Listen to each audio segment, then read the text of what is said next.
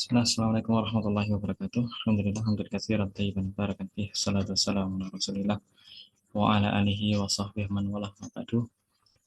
Alhamdulillah, kita bertemu kembali di meeting yang ini, yang kesekian kalinya, yaitu kita membahas bahasa Indonesia kali ini lebih utama. Jadi bahasa Inggris pekan yang lalu kita sudah pelajari. Sebenarnya sudah saya koreksi untuk tugas-tugas yang masuk.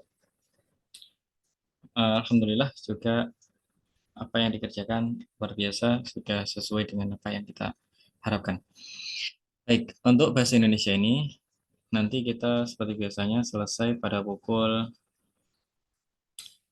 berapa? Tadi 15 di angka 9, berarti 45 ya. Jam 7.45 insya Allah. Baik, yang kita bahas kali ini adalah surat pribadi. Dan kemarin sudah saya minta untuk membaca, ya, membaca sendiri, membaca dulu, mulai halaman 1 sampai halaman ini 6 ya, sampai 6 saja. Baik, kita bahas isinya. Atau mungkin sebelumnya ada yang perlu ditanyakan, terkhusus di sini yang sudah ada Nida. Assalamualaikum. Ada orangnya nggak nih? Waalaikumsalam. Mungkin agak dibesarkan suaranya bisa ya? Assalamualaikum Ustadz. Ada Oke. Eh, Kemarin tugas sudah mengerjakan ya? PR ini ya, udah. Bahasa Inggris ya udah kayaknya. Kalau nggak salah udah. Lalu untuk bahasa Indonesia ini sudah dibaca, Sudah Ustadz. sudah ya. Lalu ada yang perlu ditanyakan? Ada kata-kata yang asing barangkali? Sebenarnya nggak ada Ustadz. Nggak ada ya. Oke. Di sini surat pribadi ini sebenarnya surat yang sederhana saja. Saya jelaskan ya. Surat pribadi ini adalah surat yang sederhana yang kita tujukan kepada seorang yang aturannya tidak terlalu banyak, tidak perlu aturan banyak. Jadi nulis asal nulis saja. Biasanya diperuntukkan untuk sahabat pena atau teman, saudara yang berada di jauh. Kalau dulu belum belum ada ini belum ada HP, belum ada WhatsApp, maka kita harus mengirimkan pesan kita melalui surat menyurat. Nah, maka surat pribadi ya kurang lebih seperti itu. Jadi satu orang kepada orang lain untuk menyampaikan komunikasi, ya, menyampaikan pesan secara komunikatif yang ya kita membutuhkan waktu yang lama, tidak seperti sekarang singkat sekali pakai WA. Nah, sekarang mungkin juga sudah nggak ada yang pakai surat pribadi, kecuali kalau orang yang mau kita kirimkan atau kita pengen ngobrol dengannya itu berada di jauh dan kita tidak memungkinkan untuk menggunakan eh, HP. Ya.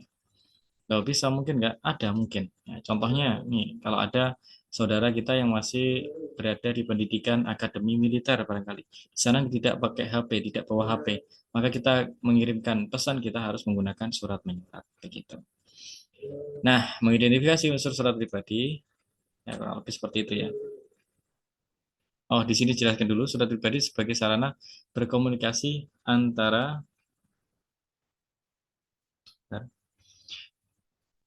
anggota keluarga seperti komunikasi anak dengan orang tua bisa ya, anak dengan anak, antar kerabat, antar teman, sahabat dan sebagainya bisa. Nah, ini ada contoh-contohnya juga surat pribadi bisa dengan kartu pos ya. Kita masukkan ke dalam amplop, terus kita kasih perangko ya, terus kita serahkan ke petugas pos, maka Pak Pos itu akan mengirimkan surat kita ke tempat yang kita tuju. Lalu di sini ada warkat warkat pos. Ya, warkat pos itu adalah pengiriman surat juga, hanya saja tidak menggunakan amplop, tidak menggunakan amplop, hanya surat yang dilipat saja, kertas yang dilipat saja, atau surat yang bersampul, yang memiliki sampul dari perusahaan dan lain sebagainya. Ada instansi tertentu, atau kita bekerja di suatu tempat, nah kita menunjukkan surat kita ini kepada orang yang dekat juga, atas nama keluarga atau atas nama kelompok, nah itu bisa surat bersampul. Kemudian yang B, mengidentifikasi unsur surat pribadi. Ya, seperti kita tahu ya, kita harus kasih tahu juga kapan kita mengirimkan, kapan kita membuat surat ini. Contohnya ada di sebelah sebelah sini. Ini adalah tanggal pembuatan suratnya.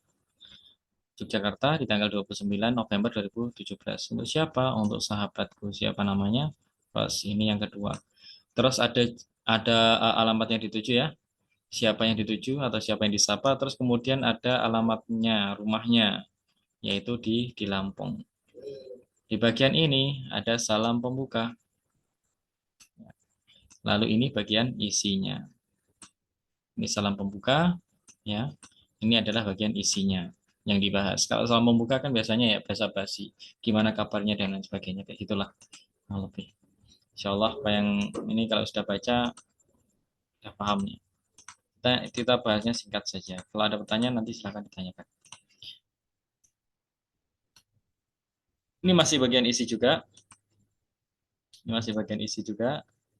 Lalu di bagian yang ini namanya adalah salam. Ini bagiannya adalah nama penutup ya. Namanya adalah penutup. Terus ini adalah salam penutup. Lalu di sini ada penulisnya. Ini bagian-bagian dari surat pribadi.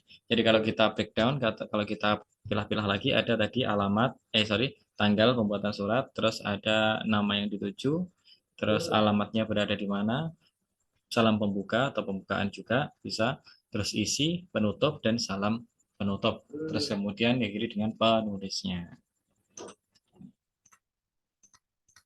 Isinya bisa berbagai macam. Ya, kalian misalnya ingin menyampaikan rasa rindu yang mendalam kepada sahabat atau orang tua atau kerabat, maka bisa disampaikan melalui surat pribadi ini ya, surat pribadi. Ini juga ada contoh yang lain, maka ini sebaiknya dibaca sendiri-sendiri ya, baca sendiri-sendiri. Kemudian di sini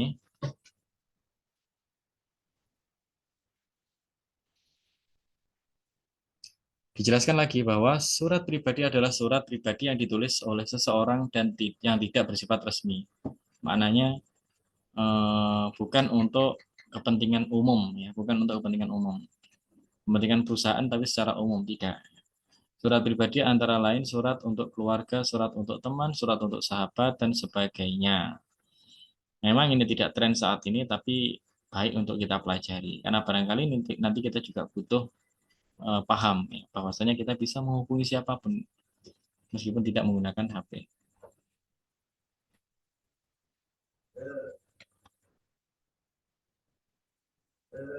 Nah, ini juga disebutkan seperti apa yang saya sebutkan tadi, yaitu pada bagian ini. Meskipun saat ini surat pribadi, ini kecilan nggak sih? Satu. Oke.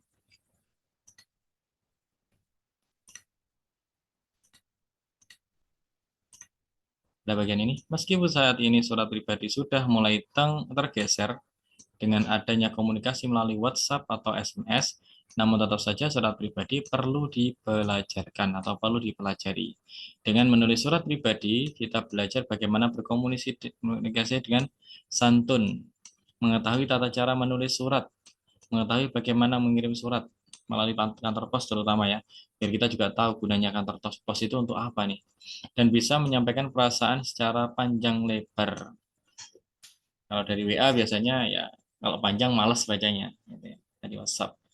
Tapi kalau surat biasanya kita tertarik untuk membacanya karena jauh-jauh surat ini dikirim dan lama juga prosesnya. Selain bertujuan untuk berkomunikasi dengan orang lain, surat pribadi sebagai wahana dalam menuliskan atau mengekspresikan perasaan seseorang kepada orang yang dituju. Terus unsur-unsurnya sudah kita sebutkan tadi. Unsur-unsurnya sudah kita sebutkan tadi. Ada tempat tanggal penulisan surat, sampai isi surat, penutup surat. Lalu salam penutup juga ada, pengirimnya, nama pengirimnya juga sudah kita sebutkan. Jadi kurang lebih seperti itu tentang kaitannya surat pribadi ini ya, surat pribadi ini. Terus di sini lebih jelasnya tentang yang mana yang dimaksud dengan tempat dan tanggal surat, alamat suratnya sudah jelas di sini. Sudah disampaikan tadi. Nama dan tanda tangan pengirim.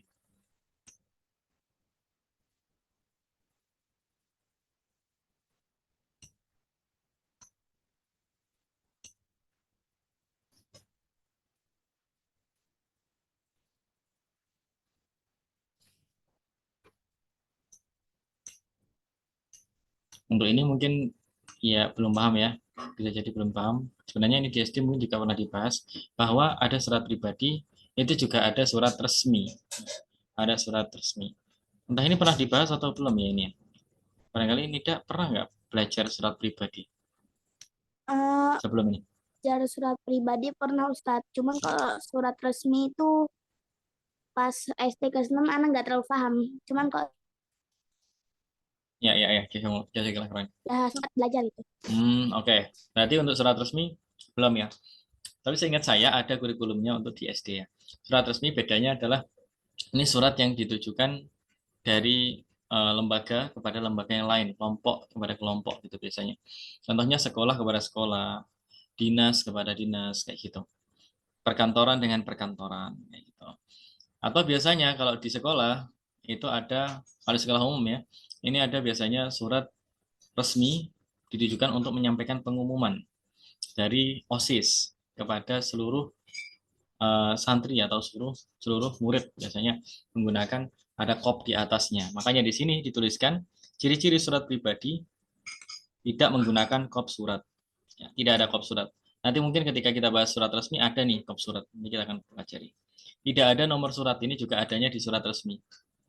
Salam pembuka dan salam penutup bervariasi terserah kita dan tidak perlu formal banget ya. Maksudnya formal tidak perlu santun banget.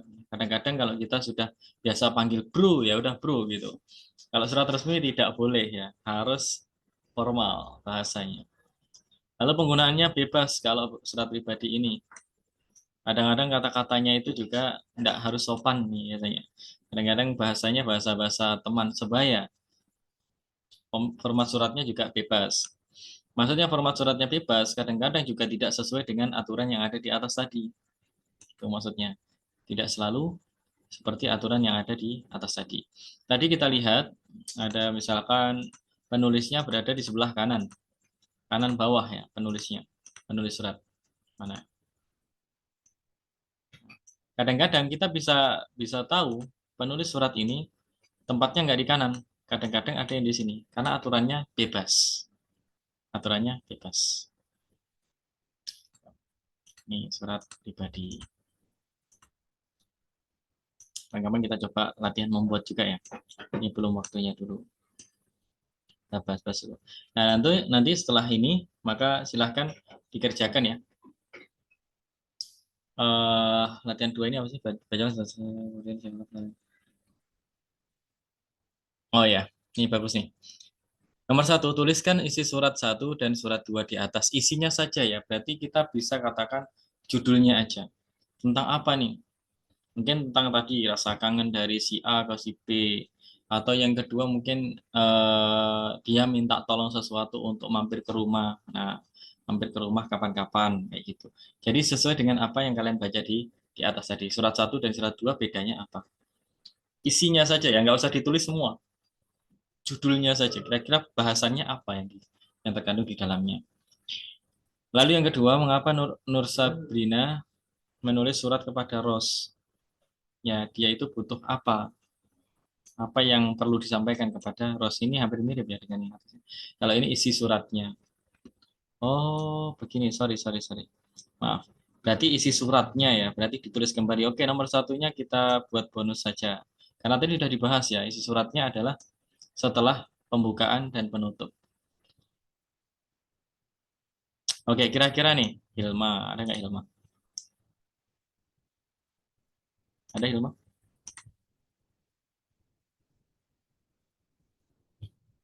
Ini yang nggak masuk.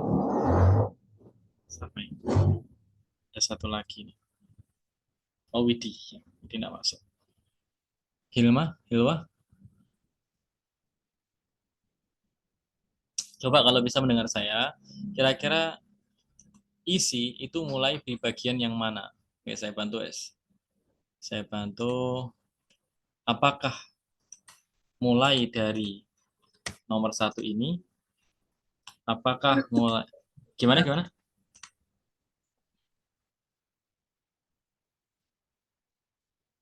Ya? Ataukah mulai yang nomor dua? Ataukah yang mungkin ada di bawahnya lagi? Oh, udah habis. Oh, enggak, ini ada lagi. Ataukah di nomor yang ke, sorry saya pindah. Ataukah di nomor 1, nomor 2, atau nomor 3?